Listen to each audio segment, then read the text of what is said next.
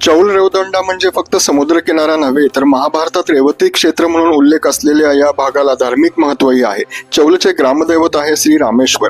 पूर्वाभिमुख असलेल्या मंदिराचा गाभारा चौकोनी असून मध्यभागी पितळी पत्र्याने मडवलेली शाळुंका आहे. तिच्या मध्यभागी चौकोनी खड्ड्यात स्वयंभू शिवलिंग आहे. पेशवेकालीन मंदिराचं खास वैशिष्ट्य म्हणजे देवतांच्या संगमरवरी मूर्ती. इथे श्री विष्णूची अत्यंत सुबक संगमरवरी मूर्ती पाहायला मिळते.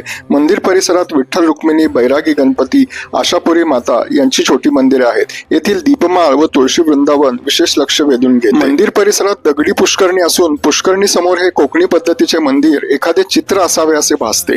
महाशिवरात्रीच्या तसेच त्रिपुरारी पौर्णिमेच्या दिवशी मंदिरात दीपोत्सव साजरा केला जातो. अतिशय अप्रतिम रचना असलेले आणि ऐतिहासिक वारसा लाभलेले हे मंदिर पाहिल्यानंतर रेवदंडा किल्ल्याला अवश्य भेट द्या. तसेच रेवदंडा बीचवरील सूर्यास्त पाहायला विसरू नका. जय शिवराय.